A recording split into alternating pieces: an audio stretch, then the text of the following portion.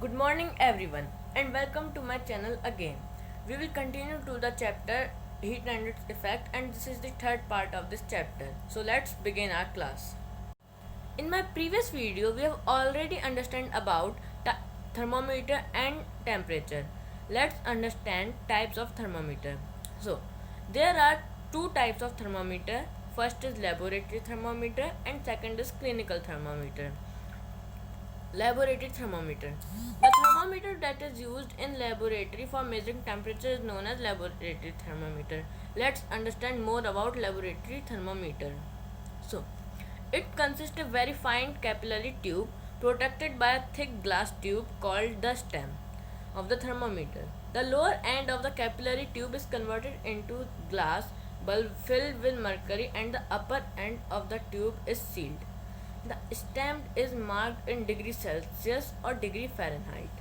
The commonly used laboratory thermometer have a range from minus 10 degrees Celsius to 110 degrees Celsius. This paragraph simply means that the the laboratory thermometer have a range from minus 10 degrees Celsius to 110 degrees Celsius. While measuring temperature using laboratory thermometer, we should touch the bulb of the thermometer on the object.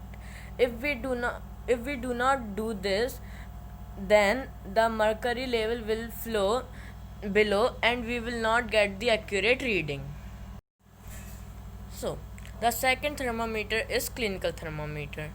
We know that laboratory thermometer cannot be used for measuring body temperature because in laboratory thermometer the mercury levels start falling down as soon as we take out the thermometer from our mouth. So, we use clinical thermometer where the mercury level cannot fall because a kink is provided just below of the bulb.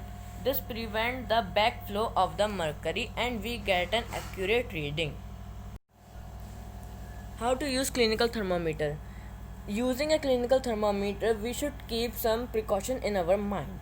First, wash the thermometer before and after use with antiseptic lotion. Second, hold the thermometer firmly and give it a few jerks to bring the level below 35 degrees Celsius. Third, hold the thermometer horizontally for its accurate reading. Now, transfer of heat. The flow of heat from a body at a higher temperature to another body or the another part of the same body at a lower temperature is called transfer of heat. Before understanding transfer of heat, we should know that heat transfer from high temperature to lower temperature. Ways in which heat can transfer. First, conduction. Second, convection. And third, radiation.